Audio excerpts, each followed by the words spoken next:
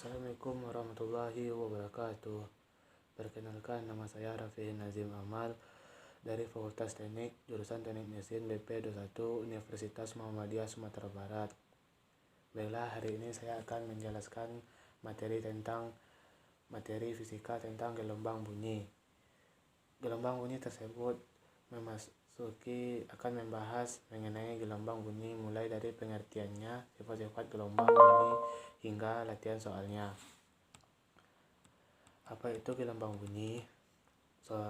Suara atau bunyi yang merambat yang dihasilkan dari benda bergetar sebagai sumber bunyinya.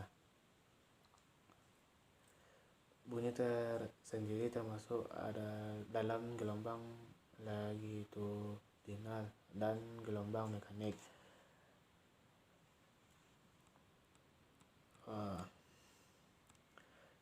Klasifikasi bunyi. Klasifikasi bunyi merupakan bagian-bagian dari gelombang tersebut, yaitu infrasonik.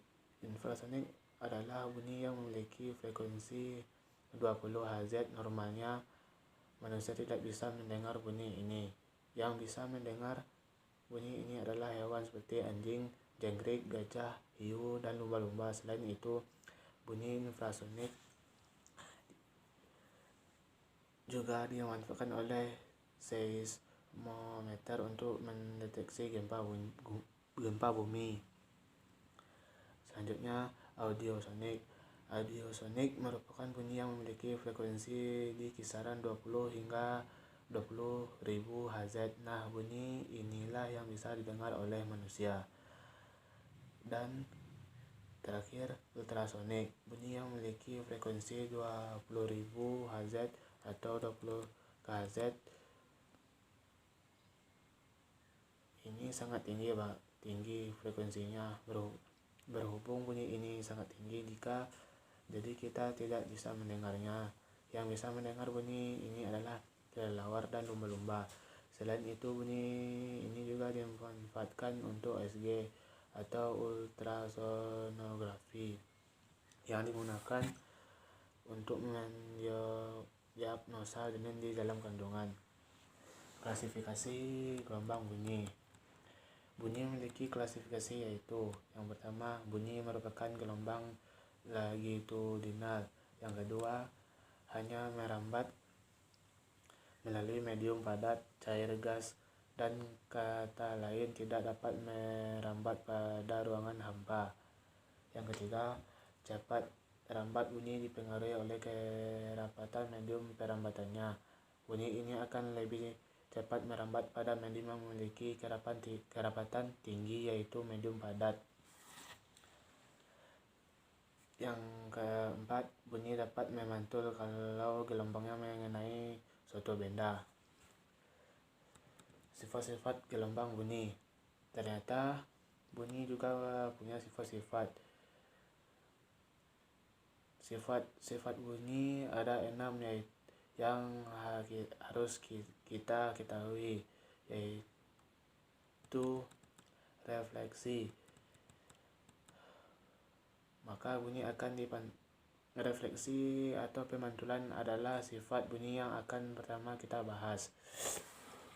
Maka bunyi akan dipantulkan apabila mengenai permukaan padat yang keras. Misal bunyi yang tersebut mengenai permukaan batu, kaca, ataupun besi. Sudut bunyi yang datang sama dengan sudut bunyi yang dipantulkan sebesar 60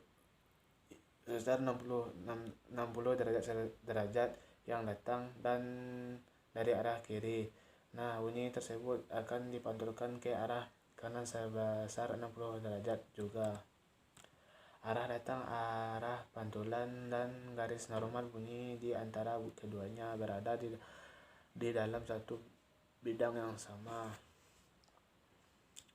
Refleksi. Sifat selanjutnya adalah refleksi atau pembiasan. Sifat ini terjadi ketika ada bunyi yang melewati dua medium perambatan yang berbeda, misal melewati air dan udara. maka bunyi tersebut akan dibiaskan atau dibelokkan. Definisi sifat definisi atau pelenturan ini berlaku apabila ada bunyi yang melewati celah sempit, maka bunyi tersebut akan dilenturkan. Contoh begini, ketika kamu melewati gang sempit, kamu akan tetap bisa mendengar suara orang-orang berbicara dari dalam ruangan atau di gerbang gang tersebut karena bunyi bisa melewati celah-celah sempit. Efek Doppler.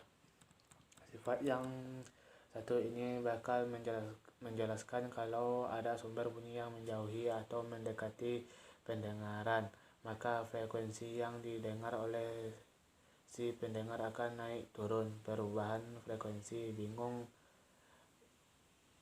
jadinya. Misalnya kamu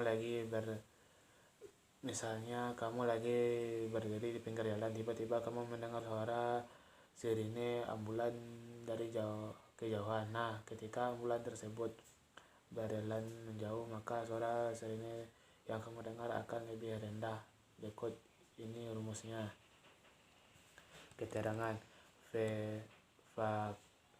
VP frekuensi yang didengar oleh pendengar Hz, Vs frekuensi sumber bunyi Hz, V cepat rambat bunyi di udara, M atau S, VP kecepatan pendengaran, MS A bernilai positif kalau mendengar mendekati sumber bunyi, negatif kalau mendengar menjauhi sumber bunyi, dan 0 kalau pendengar diam. Vs kecepatan sumber bunyi, MSA kelebihan dari VP bernilai positif kalau sumber bunyi menjauhi pendengar, negatif kalau sumber bunyi mendekati pendengar.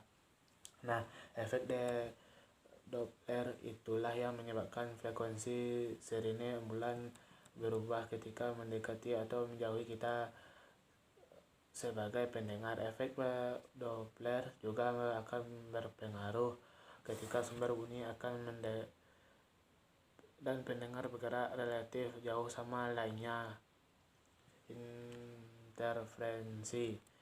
Interferensi berpaduan ini adalah apabila ada dua bunyi yang saling padu. Pelayangan gelombang. Sifat yang terakhir adalah pelayangan bunyi. Sifat yang satu ini menjelaskan kalau ada dua bunyi yang berbunyi secara bersamaan tetapi memiliki frekuensi yang berbeda.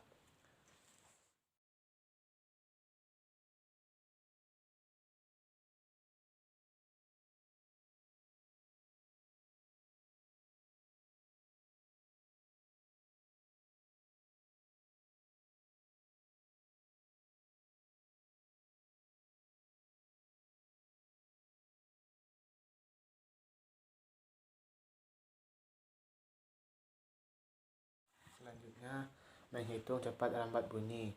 Pada prinsipnya, rumus cepat lambat bunyi adalah sebagai berikut. Keterangan V cepat lambat bunyi, S jarak tempuh, dan T waktu. Seperti yang sudah kita bahas di atas, kalau bunyi melalui medium perambatannya terlebih dahulu sebelum sampai ke gendang telinga kita. Nah, cepat lambat bunyi juga tergantung medium perambatannya.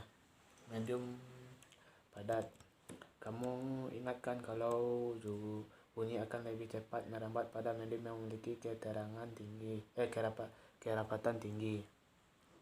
Nah, medium padat ini akan lebih cepat merambat melalui bunyi yang dibandingkan dengan medium lainnya karena penyusun zat padat ini sangat rapat. Persamaan dari cepat rambat bunyi yang melalui medium padat adalah sebagai berikut.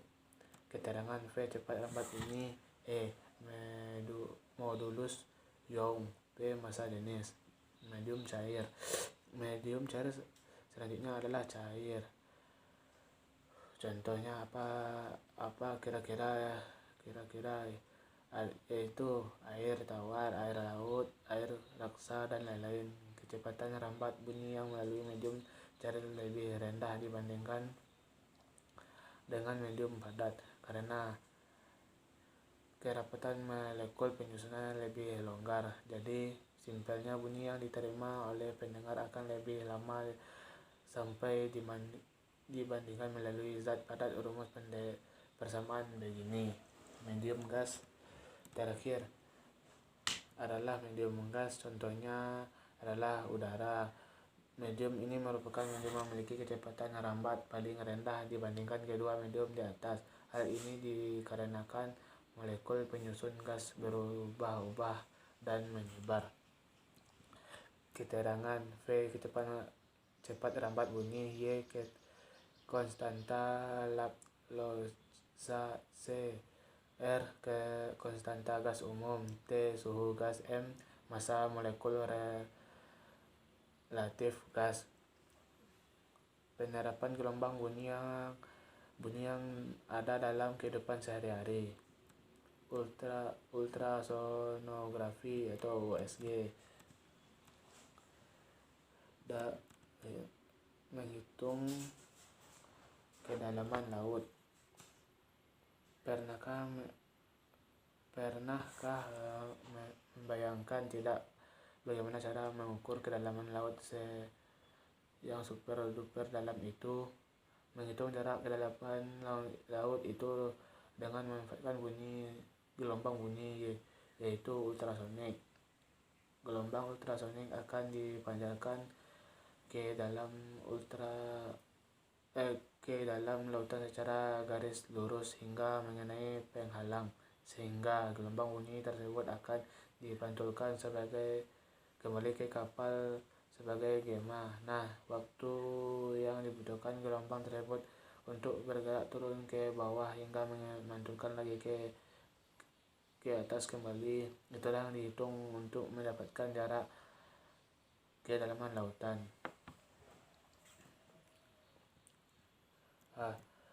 Keterangan S. Kedalaman laut. F. Kecepatan gelombang ultrasonik. Dan T. Waktu tiba gelombang ultrasonik. Latihan soal gelombang bunyi. 1. Dengan menggunakan garpu telah di frekuensi 1368 Hz dan tabung resonator, bunyi keras pertama terjadi jika panjang kolom udara atau permukaan air 6,25 cm. Kecepatan bunyi di udara pada saat itu adalah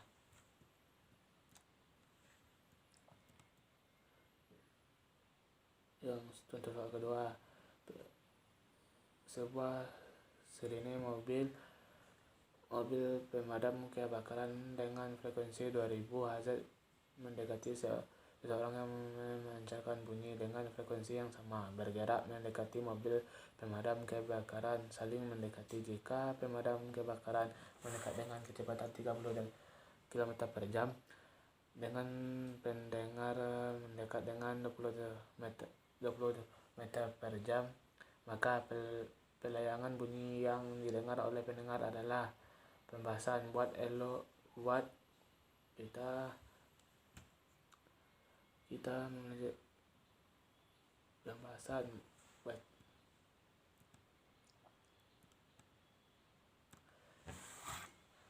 Demikianlah video saya tentang membahas materi fisika tentang gelombang bunyi.